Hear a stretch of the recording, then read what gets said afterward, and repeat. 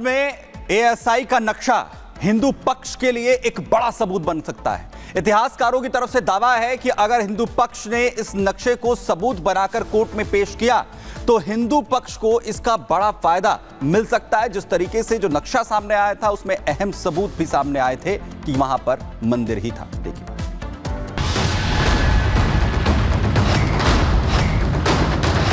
संभल में काफी लोगों के पास नक्शा है, उसमें हर मंदिर के नाम से यह आज भी विराजमान है। हमारा हरिहर मंदिर था, पृथ्वीराज चौहान की राजधानी रही है। आदिकाल से मंदिर है। संभल का ये वो नक्शा है जिसे जामा मस्जिद कमेटी के खिलाफ हिंदू पक्ष बड़ा हथियार मान रहा है। देख लीजिए आप इस नक्शे को। दरअसल ये नक्शा सन 1874 का बताया जा रहा है। संभल के इस नक्शे को आप देखेंगे तो इसमें आपको हरिहर मंदिर साफ तौर पर दिख जाएगा। इतिहासकार मानते हैं कि ये एएसआई का प्रमाणित नक्शा है और संभल में हरिहर मंदिर था। ये प्रमाणित करते वक्त ये नक्शा कोर्ट में बड़े सबूत के तौर पर काम करेगा।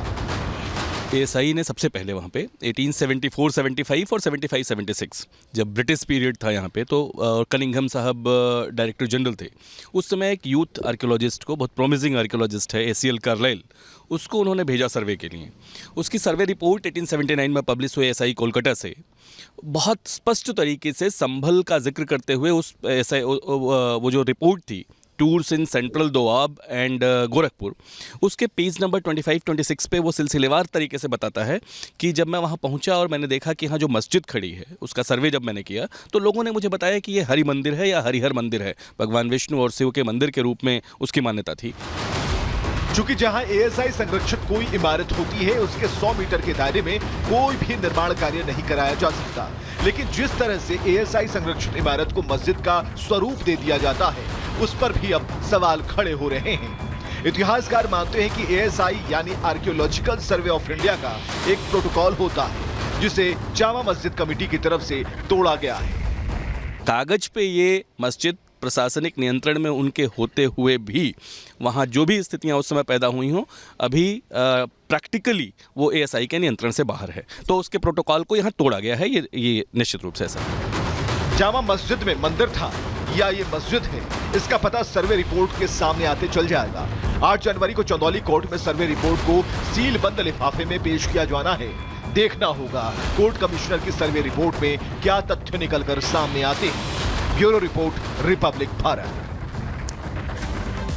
और अब बात करेंगे मस्जिद पर महापंचायत की। उत्तराखंड के उत्तरकाशी में महापंचायत का आयोजन किया गया है, जहां पे हिंदू संगठन के लोगों का जमावड़ा लगा हुआ है, क्योंकि यहां पर मस्जिद को लेकर हंगामा बरपा हुआ है। हिंदू समाज के लोगों का यह कहना है दरअसल कि जो मस्जिदें हैं वो अवैध है, जिसके बाद यहां पर पंचायत बुलाई गई है और पंचायत को लेकर लगातार चर्चा चल रही है। रिपोर्ट दिखाते हैं आप।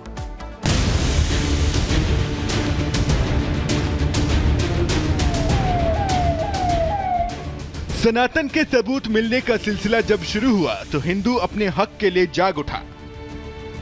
ज्ञानवापी, संजौली, संभल, बदायूं के बाद देवभूमि उत्तराखंड में अवैध मस्जिद को लेकर संग्राम जारी है।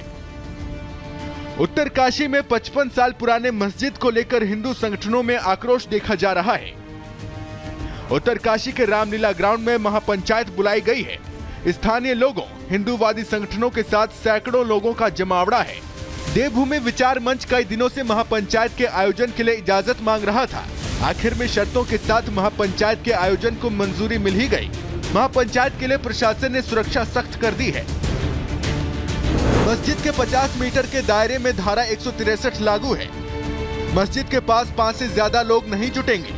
पंचायत में लाठी, डंडे, हथियार पर रोक है। भड़काऊ बयान और नारेबाजी पर पाबंदी है।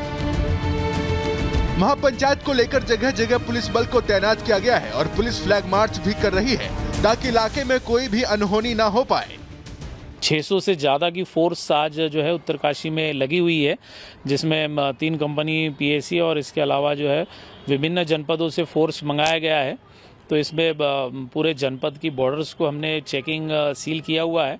कोई भी ऐसे अवांछनीय तत्व है इसके ऊपर हमारी पूरी नज़र है। हर तरफ बैरिकेड्स लगाकर जो है वो देखा जा रहा है कि कोई इस तरह से जो है न्यूसेंस न करे और शांतिपूर्वक जो जनसभा है लोकतांत्रिक तरीके से अपनी बात कहे। आखिर इस मस्जिद को लेकर इतना हंगामा क्यों हो रहा है? और क्यों हिंदू संगठन इसे ढाने की मांग कर रहे हैं वो भी आपको समझाते हैं। दरअसल साल 1969 में इस मस्जिद का निर्माण किया गया था और इस पर सरकारी जमीन पर मस्जिद निर्माण का आरोप है।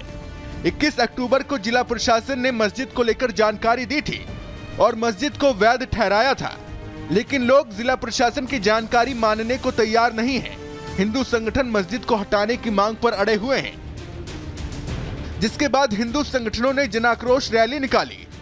ये तस्वीरें 24 अक्टूबर की हैं, जब उत्तरकाशी में मस्जिद हटाने की मांग को लेकर एक रैली निकाली गई थी और इस दौरान भीड़ बेकाबू हो गई, जिसके बाद पुलिस ने मोर्चा संभालते हुए लाठीचार्ज किया था और अब दोबारा मस्जिद के विरोध में महापंचायत हो रही है, जिसको देखते हुए पुलिस ने चप्पे चप्पे पर निगरानी बढ़ा दी है।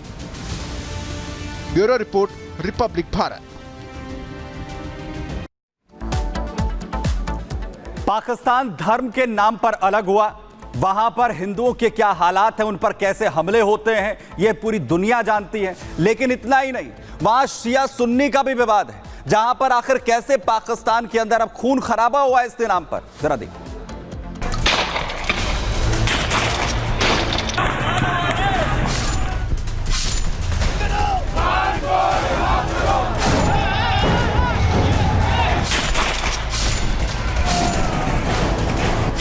पाकिस्तान के पीएम शहबाज शरीफ की मुश्किलें खत्म होने का नाम नहीं ले रही हैं। पीटीआई समर्थकों के दिए सदमे से भी अभी शहबाज उबरे भी नहीं हैं कि खैबर पख्तूनख्वा का कुर्रम जिला शहबाज के लिए नासूर बनता जा रहा है। वहाँ हालात ऐसे हो गए हैं कि अगर जल्द ही वहाँ शांति बहाली नहीं हुई तो वहाँ जारी रक्तपात पाकिस्तान के एक और टुकड़े होने की आशंका को पुख्ता कर देगा।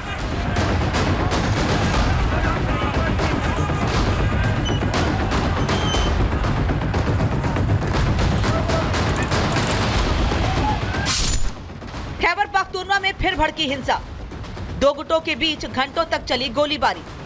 संघर्ष विराम के बीच मारे गए 16 लोग। शिया सुन्नी संघर्ष में अब तक 124 मौतें। पाकिस्तानी मीडिया के मुताबिक हिंसा की यह घटना खैबर पख्तूनख्वा के उसी कुर्रम इलाके में हुई है, जहां बीते कुछ दिनों पहले हुई हिंसा में 47 लोगों को अपनी जान गंवानी पड़ी थी।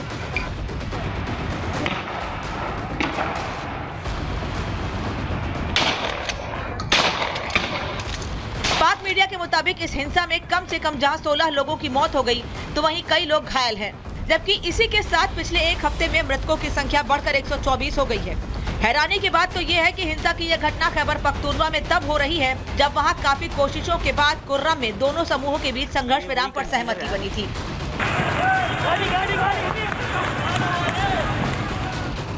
आपको बता दें, खैबर पख्तूनख्वा में जारी हिंसा के बीच सबसे बड़ी चिंता का विषय ये है कि कुर्रम से गुजरने वाले राजमार्ग को पूरी तरह से बंद कर दिया गया है, जिसके चलते अफगानिस्तान से लगता खैबर पख्तूनख्वा के कई इलाकों में खाने पीने की चीजें, ईंधन और दवाओं की भारी कमी हो गई है।